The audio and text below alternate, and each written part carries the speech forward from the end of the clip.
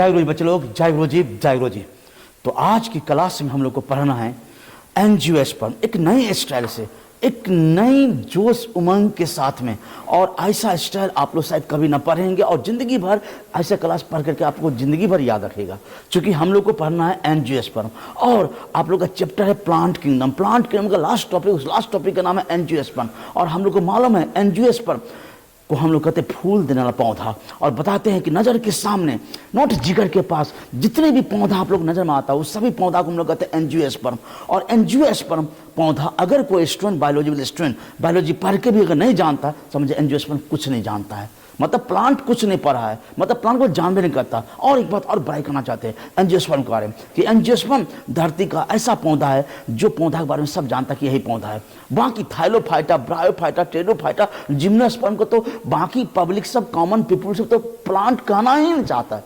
केवल प्लांट का मतलब समझता है कि जिसमें फूल हो, फल हो, बीज हो, तना हो, जड़ हो, वैसा पेड़ होता है। तो ऐसा पेड़ का नाम है, उस पेड़ का ग्रुप का नाम है एंजियोस्पर्म। तो बच्चे लोग, अब हम लोग को एंजियोस्पर्म के बारे में विशेष चर्चा करना है। एंजियोस्पर्म को हम लोग क्या कहते हैं? Flowering plants. एंजियोस्पर्म को हम लोग क्या कहते हैं? फ्लावरिंग प्लांट्स, फूल देना पौधा। और इस दुनिया का सबसे छोटा जो फूल देना पौधा है उसका नाम है ओल्फिया। इस दुनिया का सबसे छोटा फूल देना पौधा, जो फूल देना पौधा है, ओल्फिया। इसका फूल इतना छोटा होता है, इतना छोटा होता है कि दिखाई भी नहीं देता। और सबसे लंबा पेड़ है एंजियोस्पर्म का, सबसे लंबा पेड़, उसका नाम है यूकैलिप्टस। ये पेड़ आप लोग देखे होंगे, ये पेड़ को हम लोग गाँव घर में कहते सपेता। और लेकिन हम लोग के एरिया में इतना बड़ा लंबा नहीं होते, ऐसे 100 मीटर से ज़्यादा लंबा होगा, लेकिन जब बहुत दिन तक छोड़ेंगे तब आगे बढ़ते। बच्चे लोग, एंजियोस्पर्म प्लांट हम लोग को सब कुछ दिया। क्या नहीं दिया? सब कुछ दिया। डैट मीन्स की भोजन दिया है, फाइबर दिया है, कपड़ा दिया, कॉपी दिया है, किताब दिया, लकड़ी दिया है, मेडिसिन दिया है, जूट दिया है, तंबाकू दिया है, क्या नहीं दिया? मेडिसिन दिया है, सब कुछ दिया है एंजियोस्पर्म प्लांट। एंजियोस्पर्म प्लांट का सबसे खासियत वाली बात होता है फ्लावर। बच्चों, फ्लावर, इस एंजियोस्पर्म प्लांट का सबसे खासियत वाली बात होता है फ्लावर। कितना सुंदर लगता है ये फूल देख करके, किसका नहीं मन खुश हो जाएगा? एंजियोस्पर्म। एंजियोस्पर्म का जो फ्लावर है वो रिप्रोडक्टिव ऑर्गन है। एंजियोस्पर्म का फ्लावर एक रिप्रोडक्टिव ऑर्गन होते हैं। उस रिप्रोडक्टिव ऑर्गन में से जो भाग लेता है सेक्सुअल रिप्रोडक्शन में, एंजियोस्पर्म फ्लावर भाग लेता है सेक्सुअल रिप्रोडक्शन में। और याद रखिएगा, एंजियोस्पर्म में दोनों पार्ट होता है, मेल पार्ट भी तो फीमेल पार्ट होता है। इसीलिए जैसा हम लोग के समाज में, सोसाइटी में शादी ब्याह होता है, दूल्हा पैदा होता है, डैट मीन्स कि लड़का पैदा होता है, दूल्हा बनता है, उसके बाद दूल्हा का बाराती जाता है, दूल्हा का शादी होता है, दुल्हन पैदा होता है, डैट मीन्स बेटी पैदा होता है, दुल्हन बनते हैं, उसका मरबा सजता है, सब कुछ होता है। ये सब कुछ प्लांट में होता है, लेकिन नाम अलग अलग है। नाम बच्चे लोग अलग अलग है, बाकी सब कुछ होता है प्लांट में। नाम अलग अलग है, लेकिन प्लांट में भी सब कुछ होते हैं। इसी में चर्चा करते हैं। तो फूल के मेल पार्ट को, मेल सेक्स ऑर्गन को हम लोग कहते हैं स्टामेन। फूल के मेल पार्ट को, मेल सेक्स ऑर्गन को हम लोग कहते हैं स्टामेन। स्टामेन में दो पार्ट होता है, ये होता है एंथर और ये होता है फिलामेंट। फिलामेंट, ये होता है एंथर और ये होता है फिलामेंट। फिलामेंट होता है, एंथर होता है। फिलामेंट क्या करता है? कोई भी एंथर को, एंथर मेन पार्ट है, ये हुआ एंथर, एंथर को उठा के रखता है। एंथर को उठा के रखता है कौन? फिलामेंट। ये फिलामेंट है। और फिलामेंट जड़ से भी जुड़ा रहता है। जो फूल में जितना बड़ा फिलामेंट होता है, जो फूल में जितना बड़ा फिलामेंट होगा, उसका एंथर उतना उठा रहेगा। और जितना एंथर उठा रहेगा उतना पोलिनेशन प्रक्रिया होगा। आगे बढ़ते तो हम लोग, एंथर मतलब दुल्हा, एंथर मतलब हम लोग कहेंगे दुल्हा को कहेंगे एंथर। अब ये एंथर हुआ, ये फूल का एंथर हुआ, फूल का एंथर हुआ, एंथर हुआ। डैट मीन्स कि दुल्हा मतलब एंथर नहीं कहेंगे, पूरा स्टामेने को के साथ कहेंगे। स्टामेने को हम लोग कहेंगे दुल्हा। और स्टामेने में दो पार्ट होता है, ये होता है फिलामेंट और ये होता है एंथर। अब मेन पार्ट कौन होते हैं? एंथर। अब आगे बढ़ते हम लोग चलते देखते। एंथर ये मेन पार्ट है, मेन पार्ट है एंथर, जो टिप पर रहेगा। और ये फिलामेंट हुआ, और दोनों को मिला के एक साथ क्या कहते हैं? स्टामेन। दोनों को मिला के एक साथ हम लोग क्या कहते हैं? स्टामेन। स्टामेन को ही बायोलॉजी भाषा में हम लोग क्या कहते हैं? एंड्रोसियम। एंड्रोसियम। स्टामेन को ही बायोलॉजी भाषा में क्या कहेंगे? एंड्रोसियम। आगे बढ़ते चलते देखते हैं। अब कैसे दुल्हा पैदा होता है, कहाँ से स्टार्ट होता है, याद करेगा। पर चलिए, दुल्हा के घर, दुल्हा के घर का नाम है स्टामेन। स्टामेन का भी गांव हुआ, दुल्हा के गांव का नाम है स्टामेन। और जिस घर में दुल्हा पैदा लेता है उसका नाम है एंथर। और एंथर जिस अंगना में, जिस रूम में पैदा होता है उसका नाम है पोलन सैक। तो पोलन सैक में क्या रहेगा, कैसे पता लगेगा? गौर करिएगा, इतिहास जानते हैं दुल्हा का या यहाँ का फूल के परागण को। फूल के परागण को हम मेनली कहेंगे दुल्हा। एक मिनट समझिएगा, नानी, नानी से स्टार्ट करते हैं। दुल्हा की नानी, यहाँ पर दुल्हा की नानी का नाम है माइक्रोस्पोरेंजिया। दुल्हा की माँ नानी का नाम है माइक्रोस्पोरेंजिया, याद रखिएगा माइक्रोस्पोरेंजिया। और माइक्रोस्पोरेंजिया से बनेगा क्या, microspore. Microspore mother cell, microsporangia से बनेगा माइक्रोस्पोर मदर सेल, माइक्रोस्पोरेंजिया से बनेगा माइक्रोस्पोर मदर सेल, मतलब माइटोसिस से 11 के द्वारा माइटोसिस से 11 होगा। क्योंकि ये परागकण की थैली है, इसको कहते हैं पोलन सैक, इसको हम लोग कहते हैं पोलन सैक। पोलन सैक वो हम लोग 12th पढ़ेंगे। 12th का एक चैप्टर है sexual reproduction flowering plants, 12th का एक चैप्टर है सेक्सुअल रिप्रोडक्शन फ्लावरिंग प्लांट। लेकिन हम लोग भी पढ़े 11th में क्या पढ़े, केवल एंजियोस्पर्म। 11th में केवल एंजियोस्पर्म पढ़े, इसे थोड़ा सा शॉर्ट कोट और सब कुछ जानना है। विशेष डाटा तो हम लोग 12th के सेकंड चैप्टर में पढ़ेंगे, जिसका नाम है sexual reproduction in flowering plants. लेकिन अब यहाँ पर तो ये पोलन सैक है, और ये काट किसका है, तो ये एंथर का काट है। ये काट किसका है, तो एंथर का काट है, सुनते रहना, एंथर का। और इस पोलन सैक में क्या है, नानी का नाम क्या है, माइक्रोस्पोरेंजिया। माइक्रोस्पोर में क्या होता है, माइटोसिस, तब क्या बनेगा, माइक्रोस्पोर मदर सेल। याद रखिएगा माइक्रोस्पोर मदर सेल बनेगा, माइक्रोस्पोर मदर सेल। अब आगे करती है, माइक्रोस्पोर मदर सेल में मियोसिस होगा, मम्मी मदर, मतलब नाम को मदर मीन्स मम्मी, मियोसिस होगा। और मियोसिस पर नाम से क्या बनेगा, माइक्रोस्पोर बनेगा।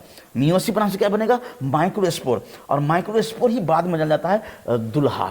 ठीक वैसे चलिए अब आधे हम लोग सामाजिक बात कर समझते हैं। नानी हुआ, नानी का नाम हो गया माइक्रोस्पोरेंजिया, उस नानी से मम्मी बना, दुल्हा की मम्मी माँ का नाम क्या हुआ, माइक्रोस्पोर मदर सेल।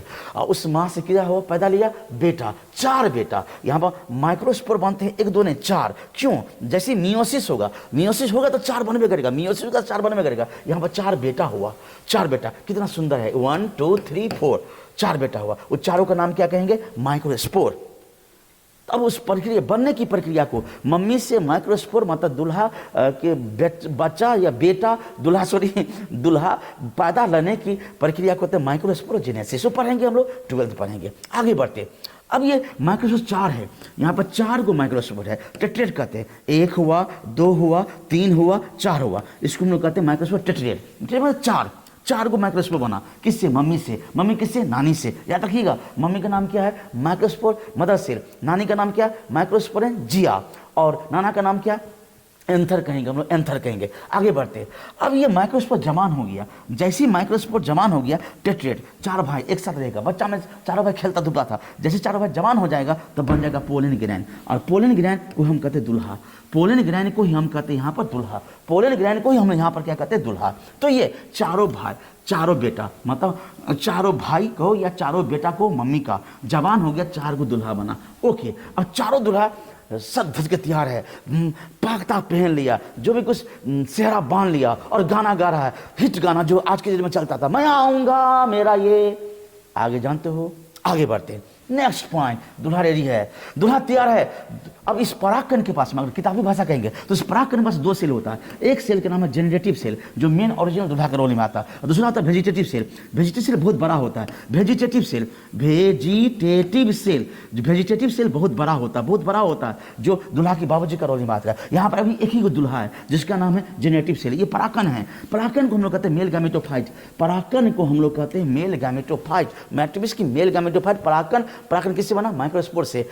कितने, एक मम्मी से 4 बेटा, माइक्रोस्पोर जवान हो गया, परागकण बन गया, पोलन ग्रैंड, मेल गैमेटोफाइट बन गया। आगे देखते हैं, जल्दी से खत्म करना। आप देखते हैं दुल्हा जगह तैयार है, पाग मोग जो भी कुछ बांध लिया, सेहरा बांध लिया, हमेशा गाना गा रहा, मैं आऊंगा मेरा ये वादा है, जो भी कुछ। आप चलिए फीमेल को, अब देखते फीमेल पार्ट भी बना कि नहीं बना, दुल्हनिया पैदा लेके नहीं ली, बाराती आने का जगह सही कि नहीं सही है, व्यवस्था टर्न सही कि नहीं है, ना बिल्कुल पंडाल मरवा जो भी कुछ बना ही बना है, सबको देखना चाहते हैं। फूल के फीमेल पार्ट को हम लोग कहते हैं कार्पेल, फूल के फीमेल पार्ट को हम लोग कहते हैं कार्पेल, या कहते हैं हम लोग पिस्टिल, या हम लोग कहते हैं गायनोसियम, गायनोसियम। फूल के फीमेल पार्ट को या तो कार्पेल कहिए, या तो पिस्टिल कहिए, या गैनोसियम कहिए। ये 3 पार्ट होते हैं फूल के, कोई भी कार्पेल में, मतलब फीमेल पार्ट में 3 पार्ट होते हैं, स्टिग्मा, स्टाइल और ओवरी। स्टिग्मा, स्टाइल, ओवरी, और तीनों मिलाकर कहते हैं हम लोग पिस्टिल, मतलब दुल्हनिया हो गया, पिस्टिल या जो भी कुछ। आगे बढ़ते, घर तक सब कुछ में आ गया। अब फूल में मेल में तो दो पार्ट हुआ था, एंथर हुआ था, फिलामेंट हुआ था, हुआ स्टामेन। तो स्टामेन हो गया मेल पार्ट, फूल का मेल पार्ट हुआ, ये होगा मेल पार्ट हुआ स्टामेन। लेकिन फीमेल पार्ट को कहते कार्पेल में 3 पार्ट हुआ, ये हुआ स्टिग्मा, ये हुआ स्टाइल और ये हुआ ओवरी। अब मेन पार्ट होता ओवरी। ओवरी के अंदर में क्या होता ओव्यूल, ओव्यूल से बनता सीड, ओव्यूल से बनता सीड और ओवरी से बनता फ्रूट, ओवरी से बन जाता है फ्रूट और ओव्यूल से बन जाता है सीड।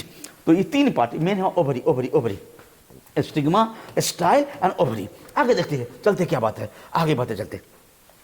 स्टिग्मा, स्टिग्मा जैसे कि हम लोग व्यवहारिक भाषा में समझेंगे तो व्यवहारिक भाषा में ऐसे समझेंगे कि जहाँ पर बाराती आता, बाराती सहरता, बाराती ठहरने के बाद बाराती का नाश्ता पानी चलता, बाराती को जहाँ पर ठहरने के बाद में जहाँ पर जयमाला होता उस जगह को हम लोग क्या कहते हैं, पंडाल या मंडप या जो भी कुछ कहते हैं। तो उस तरह से फूल का ये है स्टिग्मा। इसी स्टिग्मा पर यहाँ पर बाराती सब आता है। बाराती सब का नाम क्या, परागकण आता है। ये स्टिग्मा का जो शेप होता है, साइज होता है, स्ट्रक्चर होता है, सबका वैरायटी होता है। लेकिन ये स्टिग्मा हुआ, जो लैंडिंग प्लेटफॉर्म होता है स्टिग्मा, ये भी स्टिग्मा हुआ था। यहीं पर बराती सब आता है, बराती सब आता है स्टिग्मा। और स्टिग्मा पर यहाँ पर क्या हो, जयमाला हो जाएगा। जयमाला होने में चुनाव हो जाएगा, मतलब स्टिग्मा परागकण को चुनता है। मतलब यहाँ पर स्वयंवर होता है, जैसे सीता माँ का स्वयंवर हुआ था कि सभी दुल्हा सब गया था और शर्त था कि जो धनुष को उठा लेगा, बाण चला देगा, कमान चला देगा या जो भी कुछ, उसको उसी से सीता माँ का शादी होगा। ठीक वैसे स्वयंवर हुआ था। तो यहाँ पर स्वयंवर करता है, मतलब यहाँ पर दुल्हनिया रहेगा एक, लेकिन दुल्हा सब बराती में दुल्हे बन के आएगा, इसीलिए बन ठन के आते जाता है। ओके बच्चे लोग, तो यहाँ पर स्वयंवर होगा, मतलब जयमाला होगा। जयमाला हो जाएगा तो रास्ता जाएगा अंगना जाने का। तो अंगना जाने का रास्ता है स्टाइल, अंगना जाने का रास्ता दुल्हा। यहाँ पर जो जयमाला हो जाएगा, जयमाला, जब जयमाला हो जाएगा, चुन लेगा दुल्हा को, मतलब परागकण को, तो परागकण अंदर जाएगा। तो अंदर जाए किससे, स्टाइल से। एक वो रास्ता है स्टाइल, मतलब ये स्टाइल हुआ, स्टाइल से अंदर जाएगा, अंदर जाएगा स्टाइल। तो मतलब दुल्हनिया के अंगना जाने का रास्ता मतलब क्या हुआ, स्टाइल। आगे बढ़ते चलते, अब नेक्स्ट पॉइंट आगे बढ़ते देखते हैं। अब एंथर समझ गए थे, फिलामेंट समझ गए थे, स्टिग्मा समझ गए, यहाँ पर परागकण से आता है, स्टाइल से रास्ता बनता है और ये मेन है ओवरी। अब ये ओवरी है बच्चे लोग, यहाँ पर जूम करके दिखा रहा है ओवरी। अब ओवरी, ओवरी के अंदर में क्या है, ओव्यूल। ओवरी के अंदर में क्या है, ओव्यूल। तो ओवरी को हम कहते हैं घर, दुल्हनिया का घर है, अंगना है कौन, ovule, ovary, ovary, ovary, ovary. और ओवरी के अंदर में जो घर के अंदर में, अंगना के अंदर में मरबा रहेगा, उस मरबा को हम लोग कहते हैं ओव्यूल। नहीं, अंगना हुआ ओव्यूल और अंगना के अंदर मरबा रहेगा, उस मरबा का नाम है इम्ब्रियो सैक। अब ओव्यूल के अंदर में रहेगा इम्ब्रियो सैक, ओव्यूल के अंदर में रहेगा इम्ब्रियो सैक, उसी इम्ब्रियो सैक में एग रहेगा, मतलब दुल्हनिया रहेगा और फर्टिलाइजेशन होगा। तो चलते देखते हैं, ये ओवरी हुआ। बेसल पार्ट होता है फूल के, नीचे का कार्पेल का बेसल पार्ट होता है, नीचे का पार्ट होता है ओवरी। ओवरी के अंदर में क्या रहेगा, ओव्यूल। ओवरी से बनता, ओवरी से बनता ओव्यूल, और ओव्यूल बाद में बदल जाएगा फर्टिलाइजेशन बाद में सीड में, और ओवरी बदल जाएगा बाद में फर्टिलाइजेशन बाद में क्या बन जाएगा, फ्रूट में। ये बात याद करना। आगे कंट्रो पॉइंट चलते हैं, देखते हैं यहाँ पे अगला पॉइंट। ये ओवरी का सीन था, दैट मीन्स कि ओवरी के अंदर में क्या रहेगा, ओव्यूल। तो अब ओवरी के अंदर ओव्यूल के बारे में हम लोग चर्चा करना। ओवरी के अंदर में ओव्यूल है, उस ओव्यूल के बारे में चर्चा करना। चलिए ओव्यूल, तो ओव्यूल बोले तो शादी करने का मंडप अर्थात मरबा ओवरी के अंदर में रहता है। लिख चुके हैं आप लोग को, क्लियर कर रहा है। जो ओवरी, ये ओवरी हुआ, ये ओवरी हुआ और यह ओव्यूल, ओव्यूल, ओव्यूल, ओव्यूल, याद रखना ओव्यूल।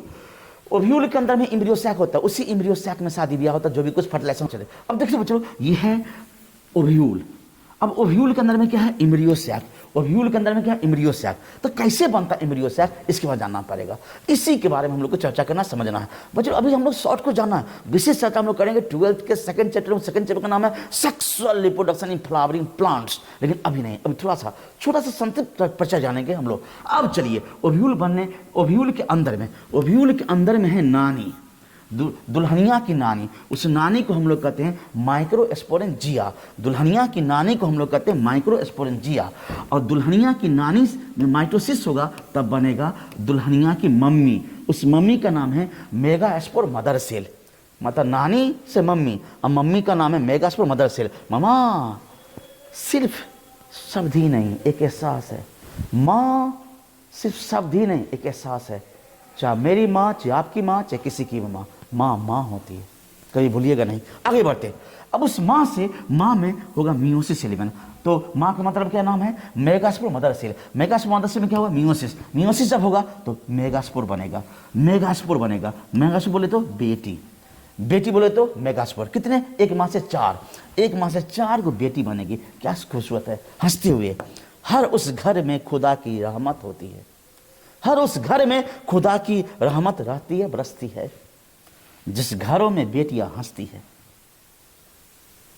तो बेटी बना। उस हाँ, बेटी का नाम क्या होगा? Mega spore. बेटा का नाम क्या था? Micro spore. बेटा का नाम क्या था? Micro spore. बेटी का नाम क्या हुआ? Mega spore. कितने बनी यहाँ पर? 4। एक मम्मी से, मम्मी का नाम क्या? Megaspore mother cell. Mummy का नाम क्या? Megaspore mother cell. और नानी का नाम क्या? मेगा स्पोर जिया। आगे बढ़ते चलते देखते हैं। अब 4 बेटी में से यहाँ पर अफसोस बचे लोग, जैसे कि हम लोग के सोसाइटी में होता है, जन्म से पहली बेटी सबको मार देता, मोस्ट ऑफ पीपुल, सब जो भी कुछ सब, वैसे यहाँ पर भी होता है। 4 बेटी में से 3 बेटी मर जाती है। 4 बेटी में से दियाद होते हैं। 4 में से टेटरेट कहते हैं, 4 में से 3 मर जाती है। केवल ओव्यूल का एक पार्ट होता चला जा, ओव्यूल का एक रीजन होता चला जा रीजन का मेगास्पोर बच जाते हैं और बाकी बेटी मतलब मेगास्पोर मर जाते हैं। क्यों? यहाँ पर क्यों मर जाते हैं? तो खाना यहाँ पर नहीं मिलता है, यहाँ पर शादी ब्याह की झंझट नहीं, यहाँ पर खाना नहीं मिलता, इसलिए 4 में से 3 मर जाती है, एगो बचती है। जो बचती है मेगास्पोर, वही से बनता है एम्ब्रियो सैक। तो 4 बेटी में से 3 बेटी क्या हो गया? मर गया। 1 2 3 मर गया। बची कौन? एक बेटी। जो बेटी बची, जो मेगास्पोर बचे, वही मेगास्पोर बनते हैं एम्ब्रियो सैक। उसी का शादी ब्याह होते हैं, उसी का सब कुछ होते हैं। यहाँ पर देखिएगा तो बेटी पैदा होने की प्रक्रिया करते हैं मेगास्पोरोजेनेसिस, जो 12th में पढ़ेंगे। मेगास्पोरोजेनेसिस जो 12th में पढ़ेंगे, हम लोग अभी नहीं पढ़ेंगे। कंट्रोल आगे बढ़ते हैं। अब ये कैसे बनते हैं? अब ये एम्ब्रियो सैक कैसे बनता? तो जो बेटी बच गया, मतलब जो मेगास्पोर बच गया, जो मेगास्पोर बच गया, उसको हम लोग कहते हैं फंक्शनल मेगास्पोर। उस मेगास्पोर को हम लोग नाम देते हैं फंक्शनल मेगास्पोर। उस फंक्शनल मेगास्पोर का न्यूक्लियस, फंक्शनल मेगास्पोर का न्यूक्लियस 3 टाइम्स माइटोसिस सेल बन करेगा। 3 बार माइटोसिस सेल बन करेगा तो 8 बनेगा। कैसे? तो एक बार में 2 होगा, और दूसरी बार में 4 होगा, और तीसरी बार में 8 होगा। एक बार एक न्यूक्लियस है तो एक बार में 2 होगा, और दोनों में फिर दूसरी बार में 4 हो जाएगा, और चारों में फिर तीसरी बार में होगा क्या? तो 8 हो जाएगा। तो 8 को न्यूक्लियस बनेगा। 8 में से 4 ऊपर जाएगा, 4 नीचे जाएगा। ये क्या है? Functional megaspore. ये बचा हुआ मेगास्पोर, जो मेगास्पोर बच गया था, मरने के बाद में बच गया था, वही मेगास्पोर है। याद रखिएगा। तो बच्चों ये बात याद करना। तो इसमें फंक्शनल मेगास्पोर, यहाँ पर ये 4 ऊपर गया न्यूक्लियस, 4 नीचे न्यूक्लियस रह गया। अब 4 में से क्या हुआ कि एक न्यूक्लियस नीचे, एक न्यूक्लियस ऊपर, एक न्यूक्लियस नीचे, एक न्यूक्लियस ऊपर गया, और 2 न्यूक्लियस यहाँ मिला, 2 न्यूक्लियस मिला, उसको कहते हैं पोलर न्यूक्लिया। पोलर न्यूक्लिया बना, ये पोलर न्यूक्लिया हुआ, ये पोलर न्यूक्लिया हुआ। 2 एक न्यूक्लियस नीचे, एक न्यूक्लियस ऊपर। अब ऊपर में न्यूक्लियस कितना बचा? 3। ऊपर में न्यूक्लियस कितना बचा? 3। नीचे में कितना बचा? 3। नीचे में 3, ऊपर में 3। अब चलिए, तो अब आगे बढ़ते। तो ऊपर का जो 3 न्यूक्लियस बना था, उस तीनों न्यूक्लियस 3 सेल बना। तीनों न्यूक्लियस से 3 सेल बना। उस तीनों सेल को हम लोग कहते हैं एंटीपोडल सेल। इस तीनों सेल को एक साथ हम लोग कहते हैं बच्चों एंटीपोडल सेल्स। और नीचे में ये 3 न्यूक्लियस 3 सेल बना। 1 सेल, 2 सेल, 3 सेल, ये 3 सेल हुआ। ये तीनों को एक साथ कहते हैं एग एपरेटस। तीनों को एक साथ हम लोग कहते हैं एग एपरेटस। एग एपरेटस में क्या होता है कि 2 बगल वाला सेल है साइनरी सेल, 2 बगल वाला सेल है साइनरी सेल, और एक बीच में सेल है, बीच में सेल है, और जो घास है बीच में सेल है, उसका नाम एग सेल। और पोलर न्यूक्लियस से जो बड़का सेल बनेगा, उस बड़का सेल को कहते हैं सेंट्रल सेल। तो सेंट्रल सेल केवल डिप्लॉयड होगा, जो इसमें 2 न्यूक्लियस है, और बाकी जो सेल है 6 सेल, उस 6 सेल में कितना हैप्लॉइड होगा? न्यूक्लियस हाफ हाफ रहेगा। आगे बढ़ते हैं। नेचुरली देखेंगे तो नेचुरल ऐसे रहेगा, नेचुरल ऐसे रहेगा। ये एग है और ये साइनरीज है, साइनरीज है। साइनरी को हम कहते हैं सहेली, सहेली कहते हैं। साइनरी को हम लोग सहेली कहते हैं। और एग मतलब दुल्हनिया, एग मतलब बोले तो दुल्हनिया, और ये साइनरी तो है। और ये बीच में सेंट्रल सेल हुआ, इसमें पोलर न्यूक्लिया है, 2 न्यूक्लियस है, ये डिप्लॉयड हुआ। और ऊपर में आगे में मतलब ये न्यूक्लियस यहाँ पे दिखा रहा है, ऊपर में 3 सेल बना चला रहा रीजन में। उस तीनों सेल का नाम है एंटीपोडल सेल, एंटीपोडल सेल्स। अब इसको मैं सेट किया हूँ, अब इस बात को मैंने सेट किया, सुनते आगे बातें सेट करें, बस यही बात इसमें क्या कैसे कैसे किया तो उसको समझिएगा। हम इसको सेट कैसे किए, फिर से चलिए। बीच में एक सेल बना, वो सेंट्रल सेल हुआ, इसको हम लोग कहते हैं सेंट्रल सेल। सेंट्रल सेल हम लोग कहते हैं सेंट्रल सेल। और सेंट्रल सेल में पोलर न्यूक्लिया है, पोलर न्यूक्लिया है, पोलर न्यूक्लिया है मतलब 2 है, न्यूक्लिया है मतलब पोलर। और ऊपर वाला बीच वाला सेल का नाम है, जिसका नाम है एग सेल मतलब दुल्हनिया, और 2 बगल वाला सेल है साइनर सेल मतलब दुल्हनिया की सहेली। और नीचे में 3 सेल है एंटीपोडल सेल, वो एंटीपोडल सेल को हम लोग क्या कहते हैं? गितहायर, गीत गाने वाले, गितहायर गीत गाने वाले। चलिए काउंटर पॉइंट आगे देखते हैं। इस बात की बात है कि इसमें सब लिख दिए कि इसमें 7 सेल है और 8 न्यूक्लियस है। ये इम्ब्रियो सैक बन गया। ये इम्ब्रियो सैक बन के अब तैयार हो गया। कहाँ से बना था? जो मेगास्पोर बच गया था, जो मेगास्पोर मरने से बच गया था, वही मेगास्पोर डेवलप हुआ तो बने इम्ब्रियो सैक। इम्ब्रियो सैक में 7 गो सेल है और 8 गो न्यूक्लियस है और 8 गो क्या है? न्यूक्लियस है, न्यूक्लियस। अब कैसे समझेंगे? देखिए, 1 सेल हुआ, 2 सेल हुआ, 3 सेल हुआ, तो चलाजा रीजन में 3 सेल बोलते हैं एंटीपोडल सेल, एंटीपोडल सेल। अब बीच में एक बड़ा सेल है, बड़ा सेल है, डिप्लॉइड सेल है, उस सेल को हम लोग कहते हैं सेंट्रल सेल। तो 3 और 1 4 सेल, और नीचे में एगो एक सेल है 5 सेल, और 2 गो सैनिज सेल है 5 6 7 सेल। तो सेल 7 है और न्यूक्लियस 8 है, तो 8 न्यूक्लियस है, सेल 7 है, तो हजम नहीं बात हो रहा। तो एक न्यूक्लियस कहाँ गया? तो सेंट्रल सेल में, यहाँ पर एक न्यूक्लियस का अतिरिक्त बैलेंस बन गया, आगे बढ़ गया। आगे बढ़ते अब चलिए, तो एंटीपोडल सेल को मैंने नाम दे दिया गिद्ध, गिद्ध गाने वाली। अब जानबे का तो सदा सिन्हा के एक हिट गाना है जो सब जानते हो। अहे लगन माँ के सुबह सुबह तोर मैयो सुबह तोर बापो सुबह दुल्हनिया के माइयो सुबह दुल्हनिया के बापो सुबह, अहे लगन माँ के सुबह सुबह, मतलब एंटीपोडल सेल्स 3 गो।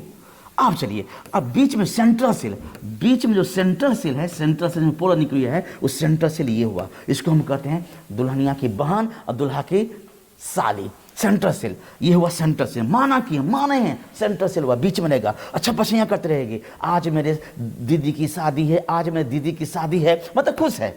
अब चलो, अब नीचे में माइक्रोपाइलर रीजन में 3 गो सेल रहेगा। तीनों को एक साथ कहते हैं एग एपरेटस। तीनों को हम लोग एक साथ कहेंगे, तीनों को हम लोग एक साथ कहेंगे एपरेटस। आजा एग एपरेटस। तीनों को हम लोग एक साथ कहेंगे एग एपरेटस। अब एग एपरेटस में क्या हुआ? बीच में है दुल्हनिया, बीच में है दुल्हनिया, और दोनों साइड में क्या है? सहेली। सहेली को क्या कहते हैं? सैनिज सेल। सहेली को क्या कहते हैं? सैनिज सेल। और बीच में दुल्हनिया है, दुल्हनिया मतलब क्या हुआ? Egg cell, egg cell. तो बच्चे लोग इतना तक कंप्लीट हुआ। इम्ब्रियो सैक बनकर तैयार है, मरवा भी सर तैयार है, एकदम बिल्कुल बराती की व्यवस्था ठीक है। अब देर किस बात का है? इंतजार कर रही है। दुल्हनिया बन थन के तैयार है, दुल्हनिया बन थन के तैयार है। इंतजार किसका है? बराती आने का। तो बराती आने की प्रक्रिया को हम लोग क्या कहते हैं? पोलिनेशन। बराती आने की प्रक्रिया को हम लोग क्या कहते हैं? पोलिनेशन। बराती कहाँ से आता है? एंथर से। बराती कहाँ से आता है? एंथर से। और एंथर किसका पार्ट है? एस्टामेन का। एंथर किसका पार्ट? एस्टामेन। एस्टामेन क्या है? Male part. फूल के मेल पार्ट को हम लोग कहते हैं एस्टामेन। एस्टामेन पार्ट कौन है? एंथर। एंथर क्या बने? परागकण, पोलिन। ये परागकण हेलीकॉप्टर से आएगा। बराती हेलीकॉप्टर नाम क्या है? इंसेक्ट है, भोरा है, तितली है, बिरनी है, जो भी कुछ है, या हवा है, पानी है, जो भी कुछ। लेकिन यहाँ पर मेनली हेलीकॉप्टर का यहाँ चर्चा करेंगे। यहाँ पर हेलीकॉप्टर इंसेक्ट ज़्यादा था। ऐसे पानी से जाएगा, हवा से जाएगा, कोई भी चीज़ से वहाँ चला जाएगा, लेकिन यहाँ पर इंसेक्ट ज़्यादा जाएगा। यह है हेलीकॉप्टर। अब इस जो ये फूल पर बैठेगा तो इस फूल के इस पराग फूल पर जैसे बैठेगा ये, तो इसके पाँव में परागकण सज जाएगा, सज करके फिर इसमें जाएगा। कहाँ पर बैठ आएगा बराती सब? एस्टिग्मा में। बराती से कहाँ आएगा? एस्टिग्मा पर। बताइए कहते हैं एस्टिग्मा पाएगा परागकण से। तो इस आने की प्रक्रिया को हम लोग कहते हैं pollination. The transfer of pollen grain, the transfer of pollen grain from anther to stigma of carpel, stigma of carpel is called pollination. अब बच्चों को ट्वेल्थ बताएंगे। पोलिनेशन मतलब शादी करना। प्लांट सभी दोनों ढंग से शादी करता है। लव मैरिज करता है, अरेंज मैरिज करता है। लव मैरिज में दोनों तरह से करता है। लव मैरिज में दोनों तरह से करता है। कौन दोनों तरह से करता है? एक कहता है जमाने से क्या डरना, दूसरा कहता चोरी चोरी चुपके कानों कान खराबा नहीं होता, शादी भी हो जाता। और कहता दिखा करके घुमा करके तो शादी करता। तो ये होता है लव मैरिज का। और अरेंज मैरिज तो बन ठन छान धूम धड़का से होता है अरेंज मैरिज। तो ये सब बात आप लोग अभी नहीं पढ़ोगे, 12th में पढ़ोगे। अभी इतना पोलिनेशन समझो। तो एंथर से परागकण चला गया किसमें? स्टिग्मा के ऊपर में चला गया। इस प्रक्रिया को हम लोग क्या कहते हैं? पोलिनेशन। 2 प्रकार होता है, सेल्फ एंड क्रॉस। आगे बढ़ते हैं।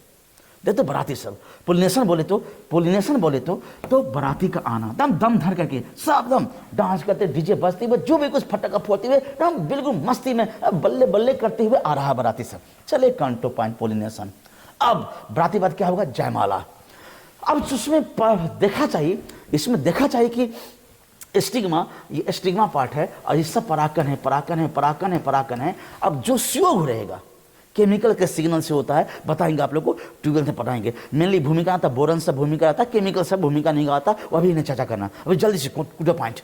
तो इसमें जो पराकण योग रहेगा उसी पराकण को क्या करेगा, एक्सेप्ट करेगा, उसी पराकण को एक्सेप्ट करेगा। कौन? एस्टिग्मा। ये एस्टिग्मा है, एस्टिग्मा उसी पराकण को एस्टिग्मा क्या करेगा, सिलेक्ट करेगा, चुनेगा। कमान कमान कमान कमान, उजा उजा उजा, ओके, चुनेगा। और जो चुनेगा तो रास्ता जाएगा, यह है एस्ट्राइल।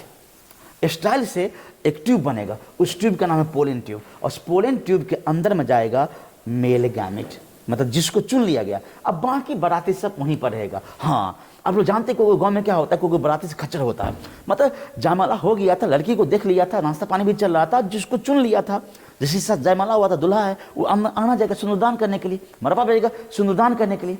लेकिन कभी गाँव में क्या होता है, कोई गाँव में क्या होता है कि कुछ बराती खच्चर रहता, कहता चलो देखते हैं अंगना में घूम कर आते, क्यों? टाइम पास करने के लिए। लेकिन बच्चों सक्सेस नहीं करेगा, जैसे जाएगा तो रास्ता में मिल जाएगा उसको सराती सब, हे बराती बराती कहाँ आ रहे, कहाँ आ रहे, अरे अरे मेरे सब फ्रेंड का शादी है, शादी है तो क्या है, अब चलिए जयमाला में लड़की को देख लिया ना, आना जाने की क्या जरूरत है।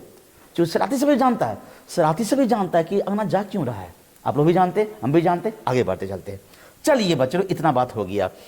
अब बच्चों, अब यहाँ पर तर्क क्या करने के बाद कि जैसे यहाँ पर एक ही गो मेल गैमेट होता है, यहाँ पर पराकण का एक ही गो मेल गैमेट होता है, लेकिन जैसे रास्ता में जाएगा पोलन ट्यूब में, ये पोलन ट्यूब में जाएगा तो ये मेल गैमेट रुक जाएगा, मेल गैमेट रुक जाएगा। तो उसके बाबूजी कहेगा, मतलब वेजिटेटिव सेल कहेगा, जो पोलन ट्यूब को बनाएगा, वेजिटेटिव सेल, पोलन ग्लैंड का 2 सेल होता है, वेजिटेटिव सेल, जर्मेटिव सेल। जर्मेटिव सेल तो ये हुआ, अब वेजिटेटिव सेल रास्ता बनाएगा, पोलन ट्यूब बनाएगा, तो कहेगा की बोलो रे झमलाल की बेलो है, तो बाबूजी के ना जब अंगना में लाज लगत, अकेले के ना जब सिंदूरदान करने के लिए कुरो साथ कर दिया ना, तो कहा ठीक है ठीक है ठीक है, अरे अरे अरे टमाटर लाल जो जो जो लोकनिया में जो, तो अब यहाँ पर लोकनिया भी हो जाएगा, लोकनिया हो जाएगा। यहाँ पर लोकनिया कैसे, तो माइटोसिस करेगा, रास्ता में ये माइटोसिस करेगा, जब माइटोसिस करेगा तो 2 मेल गैमेट बनेगा, एक बन जाएगा दूल्हा, दूसरा बनेगा लोकनिया, दूल्हा लोकनिया बन जाएगा। आगे आगे कौन चलेगा, दूल्हा की लोकनिया, आप लोग जानते हो लोकनिया जाएगा, पीछे पीछे कौन चलेगा, दूल्हा। क्यों? अगर तुम लोग आगे आगे चलते रहोगे तो लोगों क्या कहेगा, कितना बेशर्म दूल्हा है, कितना शादी करने के लिए उकताल है। इसीलिए बच्चों आप देखते होंगे क्या, आगे आगे लोकनिया जाता है, मतलब उसका सपोर्टिव जो भी उसका फ्रेंड या भाई जो भी कुछ रहता है, और पीछे पीछे क्या, वो उसका दूल्हा एकदम बिल्कुल। लेकिन तुम ऐसा मत करना, नीरज मत बनना कि आगे आगे चल लेना, शांत से लगे शादी करना, अरे नहीं, थोड़ा सा होता है, सामाजिक बात जाना पड़ेगा। कौन टू पॉइंट बचलो, आओ चलो। अब एम्ब्रियो सैक के अंदर में, एम्ब्रियो सैक के अंदर में 2 मेल गैमेट घुसा, एक है दूल्हा घुसा और दूसरा दूल्हा की भाई घुसा। देखो ये भी खुश है कि हम भी जाएंगे अंगना में, ओके, और उधर भी खुश है, कोई न को खुश है। ये तो दूल्हा हुआ, और उनका साइड हीरो है उनका भाई लोकनिया। तो एक एम्ब्रियो सैक में 2 मेल गैमेट जाएगा, और दोनों मेल गैमेट 2 अलग सेल से फ्यूज करेगा। इस प्रक्रिया को हम लोग कहते हैं डबल फर्टिलाइजेशन, डबल फर्टिलाइजेशन। चलिए अंगना में आ गया, उसके मरबा है, मरबा पर शादी ब्याह होगा। चलिए कंटो पॉइंट, शादी ब्याह होगा, इसमें यही सीन सब कुछ है। यहाँ पर 2 मेल गैमेट है, यहाँ पर 2 मेल गैमेट है, 2 मेल गैमेट अंदर जाएगा, तो एक मिल जाएगा दुल्हनिया से, एक मिल जाएगा सेंट्रल सेल के पोलर न्यूक्लिया से। ओके, यहाँ पर भी वही सीन सब कुछ यही बात है, सब कुछ यही बात है। कंटो पॉइंट, आओ चलो। तो एक दुल्हा दुल्हन तो मिल गया, जब दुल्हा दुल्हन मिल जाएगा, जब दुल्हा दुल्हन मिल जाएगा तो क्या बन जाएगा, जायगोट बन जाएगा।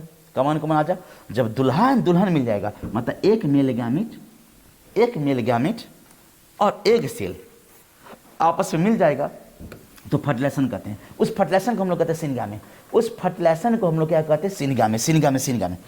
उसके परिणाम स्वरूप क्या बनेगा, जायगोट बनेगा, उसके परिणाम स्वरूप बनेगा जायगोट। अब दूसरा भी तो मेल गैमेट जाता था, दुल्हा का असिस्टेंट, दुल्हा का लोकनिया, दुल्हा का भाई, जो भी कुछ को, तो अंदर में तो एक और उसके साथ देने वाला था ना, सेंट्रल सेल का कौन, पोलर न्यूक्लिया है। सेंट्रल सेल का कौन, पोलर न्यूक्लिया है। और सेंट्रल सेल को क्या कहते हैं, दुल्हा की साली और दुल्हन की बहन। तो यहाँ पर मान ली दुल्हन की बहन है, यहाँ पर दुल्हा के भाई लोकनिया है, ये दोनों भी फ्यूज करेगा, ये दोनों भी फ्यूज करेगा। उस फ्यूज करने की प्रक्रिया को हम लोग कहते हैं ट्रिपल फ्यूजन। फ्यूज कर चुकी हूँ तो इसमें 2 रहता, तो ये 2 होते हैं, डैट मीन्स कि सेंट्रल सेल में 2 न्यूक्लियस होता है, और इसका एक न्यूक्लियस जाएगा तो 3 न्यूक्लियस बनेगा, तो ट्रिप्लॉइड हो जाएगा। Triple fusion, triploid, triple fusion. उसके परिणाम स्वरूप क्या बनेगा, ट्रिप्लॉइड, ट्रिपल होगा, 3 गो प्राइमरी इंडोस्पर्म न्यूक्लियस। उसके परिणाम से क्या बनेगा, प्राइमरी इंडोस्पर्म न्यूक्लियस बनेगा। ओके बच्चों, इस तरह से एक ही मरबा पर मतलब एक ही एम्ब्रियो सैक में दो फर्टिलाइजेशन हुआ। एक फर्टिलाइजेशन किसके बीच में हुआ, एक सेल हुआ और मेल गैमेट हुआ, उसके परिणाम से क्या बना, जाइगोट बना। और दूसरा फर्टिलाइजेशन क्या हुआ, तो सेंट्रल सेल के पोलर न्यूक्लिया, दो पोलर न्यूक्लिया था और एगो क्या हुआ, मेल गैमेट, तो 3 हो गया। तो बना क्या, डिप्लॉयड प्राइमरी इंडोस्पर्म न्यूक्लियस, मतलब पेन, जो बाद में बदल जाएगा इंडोस्पर्म में, जो खाना देगा। ये दोनों मिलकर के क्या करेगा, खाना बनाएगा, और इन दोनों से क्या होगा, जो जाइगोट बना वो जाइगोट आगे बढ़ेगा तो एम्ब्रियो बनेगा। कॉन टू पॉइंट बच्चे लोग, यही सब बात इसमें सब कुछ है।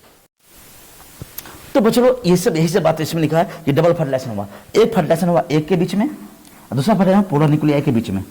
तो इससे इसमें बनेगा एक मेल गैमेट, मतलब एक मेल गैमेट मिल जाएगा तो दोनों मिलके क्या बनेगा, पीएन, प्राइमरी इंडोस्पर्म न्यूक्लियस, जो बाद में बदल जाएगा इंडोस्पर्म में, जो बाद में बदल जाएगा इंडोस्पर्म में।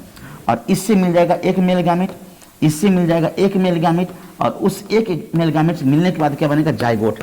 जो जाइगोट आगे बढ़ेगा तब बनेगा एम्ब्रियो, और एम्ब्रियो बनने के लिए भोजन चाहिए, वो भोजन देते रहेगा कौन, इंडोस्पर्म। बस यही सब प्रक्रिया होते हैं। इस प्रक्रिया को एक मरबा पर 2 शादी हुआ, उसी को बोलते डबल फर्टिलाइजेशन। और ये डबल फर्टिलाइजेशन केवल एंजियोस्पर्म में होते हैं। धरती पर और कोई भी सजीव में डबल फर्टिलाइजेशन नहीं होता, केवल एक ही में होता है, उसका नाम है एंजियोस्पर्म्स। यही सब बात होता है। अब एक से मिला ये मिला तो डबल फर्टिलाइजेशन हुआ, एक मिल गया जाइगोट बन गया, एक बन गया जाइगोट, एक बन गया जाइगोट, और एक बन गया इंडोस्पर्म में। कितने न्यूक्लियस, 3 न्यूक्लियस, तो ट्रिप्लॉइड होता है, 3n बन गया। क्यों 3n, तो 2 हुआ पोलर न्यूक्लिया और प्लस में 1 हुआ स्पर्म, तो 2 + 1 मतलब 3, तो ट्रिप्लॉइड हो गया इंडोस्पर्म। तो ये सब बन जाएगा, सेंट्रल सेल बन जाएगा इंडोस्पर्म में, और ये बन जाएगा जाइगोट में। और बाकी गीत गाने वाली सहेली सब अपना अपना घर चले जाएगा, मतलब यहाँ पर घर नहीं, यहाँ पर नष्ट हो जाएगा, मतलब उसका मटेरियल को यूज कर लेगा। आगे बढ़ते बच्चों, इससे से हो गया, समझ गया सब कुछ, आगे बढ़ते जिसमें हो जाएगा सब कुछ। अब क्या होगा, अब पोस्ट फर्टिलाइजेशन के परिणाम स्वरूप, फर्टिलाइजेशन तो हो गया डबल फर्टिलाइजेशन, उसके परिणाम स्वरूप क्या, पोस्ट फर्टिलाइजेशन, तब क्या बनेगा, सीड बनेगा। अब ओव्यूल के अंदर में एम्ब्रियो सैक था, ओव्यूल के अंदर में एम्ब्रियो सैक था, और एम्ब्रियो सैक में फर्टिलाइजेशन हुआ, एम्ब्रियो सैक में फर्टिलाइजेशन हुआ, तो एम्ब्रियो सैक भर गया एम्ब्रियो से, एम्ब्रियो सैक भर गया एम्ब्रियो से, तो मजबूरी में ओव्यूल को बदलना पड़ा सीड में, और ओवरी के दीवाल को बदलना पड़ा फ्रूट में। बस फिनिश हो गया बात, यही बात होते हैं। फिर से बात देखिएगा, तो एम्ब्रियो सैक पूरा एम्ब्रियो से भर गया, और ये ओव्यूल है, तो ओव्यूल पूरा बदल गया किसमें, सीड में।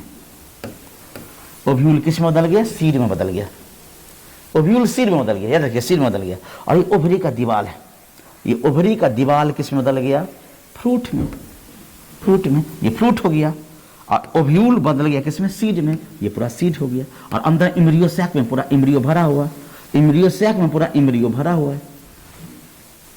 तो एम्ब्रियो सैक कहाँ था, ओव्यूल, तो इसीलिए ओव्यूल बदल जाता सीड में। अब किसी फ्रूट में, फल में एक ही वो सीड होता, मतलब एक ही ओव्यूल था, जैसे आम जामुन कटहल, और किसी में बहुत सारा था, बैगन करेला मिर्चाई, बहुत सारा सीड रहता, तो बहुत सारा ओव्यूल था। जितना ओव्यूल उतना ज्यादा एम्ब्रियो सैक, जितना एम्ब्रियो सैक उतना ज्यादा फर्टिलाइजेशन होगा। आगे बढ़ते चलते, तो ओव्यूल बदल गया किसमें, ओव्यूल था, ये पूरा का पूरा ओव्यूल था, और ये एम्ब्रियो सैक था, तो ओव्यूल बदल गया किसमें, सीड में, ओव्यूल बदल गया सीड में।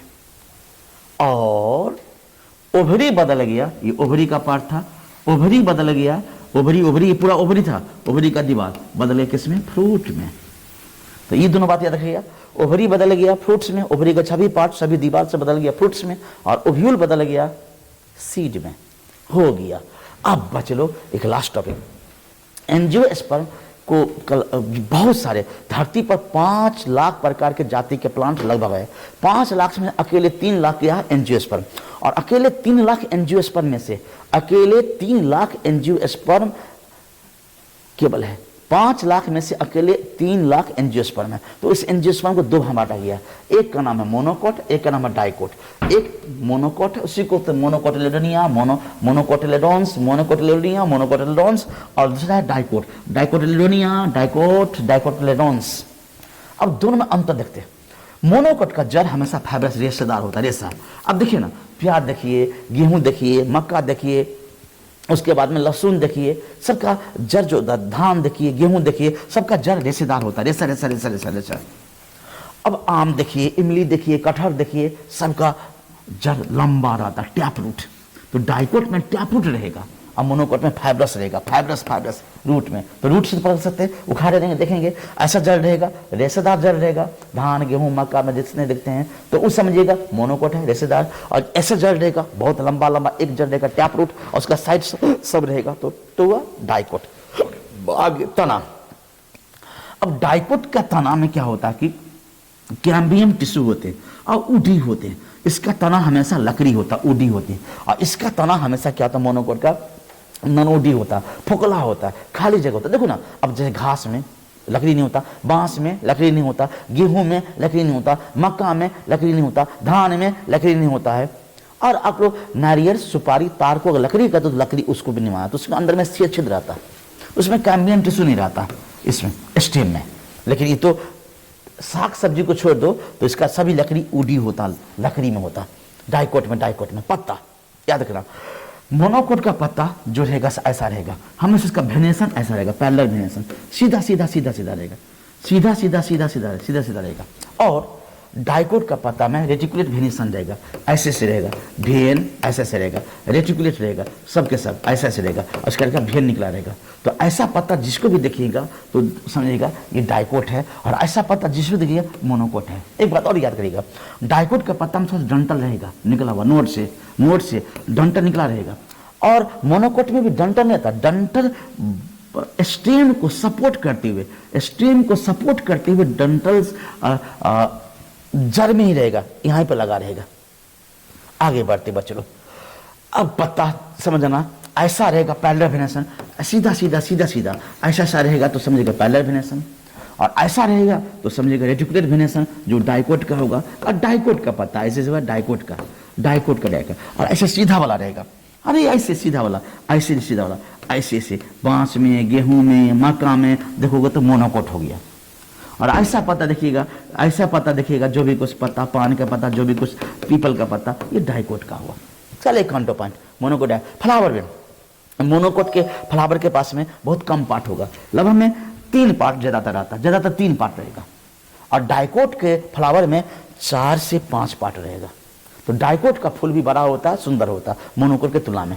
आगे बढ़े, जैसे धान में, गेहूं में, मक्का का फूल देखिएगा, बहुत सारे पार्ट नहीं होता। क्या बोले, धान में, गेहूं में, मक्का का, नारियल का, सुपारी का फूल देखिएगा बहुत कम पार्ट होता है। और बाकी जो भी फूल में बहुत सारे पार्ट होता है वो डाइकोट होता है। अब इस सब बात में अपवाद हो सकता है, लेकिन सीड में नहीं। मोनोकोट का सीड में एक ही गो फांक होगा। अब देखना, धान में एक ही है, गेहूं में लगता है कटा हुआ लेकिन एक ही गो फांक है, सुपारी छलिया एक ही गो, नारियल एक ही गो है, तार एक ही गो है, खजूर में लगता है कटा हुआ लेकिन कटा हुआ नहीं था, एक ही होता। छोरा लगता है कि कटा हुआ बीज है लेकिन कटा हुआ नहीं था, एक ही ज्वाइंट रहता है। और डाइकोट में 2 गो फांक रहेगा, बीच में 2 गो फांक। अब देख लो 2 फांक, आम में देख लो, जामुन में देख लो, कटहल में देख लो, 2 गो फांक रहेगा। तो जो हमको बीच में फांक नहीं देखते हैं, चूंकि ऊपर से छिलका रहता है, सीड कोट होते हैं, सीड कोट को हटाएंगे तभी हम लोग को फांक दिखाई देगा, वरना फांक दिखाई नहीं देगा। तो ये बच लो यहां तक हुआ। तो ये सब अब अंतर है इसमें, मोनोकोट और डाइकोट में क्या अंतर सब है इसमें, सब का सब। तो इस तरह से बच लो, एंजियोस्पर्म हम लोग का खत्म हो गया, और ये चैप्टर इस क्लास के द्वारा खत्म भी हो गया। तो प्लांट किंगडम फिनिश्ड हो गया। थाइलोफाइटा पढ़ लिए, ब्रायोफाइटा पढ़ लिए, टेरिडोफाइटा पढ़ लिए, जिम्नोस्पर्म पढ़ लिए, एंजियोस्पर्म पढ़ लिए, पूरा सब कुछ समझ गए। अब आप लोग का टेस्ट जब भी होगा मैं अनाउंसमेंट कर दूंगा अपने ऐप पर।